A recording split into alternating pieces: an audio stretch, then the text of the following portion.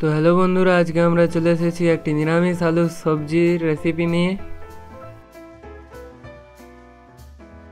সবার আগে একটি কড়াইয়ে কিছুটা পরিমাণ তেল নিয়ে গরম করে নেব। তারপর এর মধ্যে গোটা জিরে ও 1.5 চামচ আদা কাঁচা লঙ্কা বাটা দিয়ে ভালোভাবে ভাজতে থাকবো মিডিয়াম ফ্লেমে 2 মিনিট পর্যন্ত। এরপর এর মধ্যে 1/2 চামচ ধনিয়া গুঁড়ো, 1/2 চামচ লাল লঙ্কা গুঁড়ো, কিছুটা পরিমাণে হলুদ গুঁড়ো ও 3 চামচ বেসন দিয়ে দেব। যতগুলো আলু তত চামচ বেসন। গ্যাসের লো ফ্লেমে ভাজতে থাকবো প্রায় 2 থেকে 3 মিনিট পর্যন্ত। এরপরে এর মধ্যে আমরা কুচনো টমেটো ও সাথে লবণ দিয়ে দেব, যাতে টমেটোগুলো তাড়াতাড়ি গলে যায়।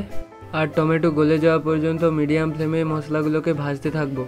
প্রায় 10 থেকে 11 মিনিট পর্যন্ত টমেটোগুলো গলে এসেছে। এখন আমরা এর মধ্যে 1.5 কাপ পরিমাণে জল দিয়ে দেব। আর এখানে আপনারা নুনের পরিমাণটি অবশ্যই দেখে নেবেন। এরপর আমরা সেদ্ধ করে রাখা আলুগুলোকে এভাবে হাতের সাহায্যে স্ম্যাশ করে দিয়ে দেব।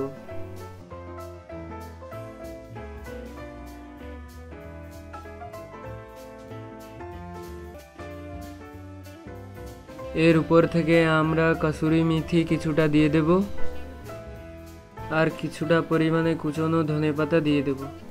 দিয়ে ভালোভাবে আলুগুলোকে মেশাতে থাকবো গ্রেভির সাথে।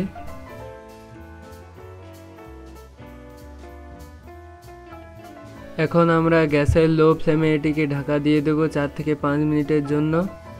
এখন রেডি হয়ে গিয়েছে নিরামিষ আলুর সবজি। এটিকে সার্ভ করে নেব।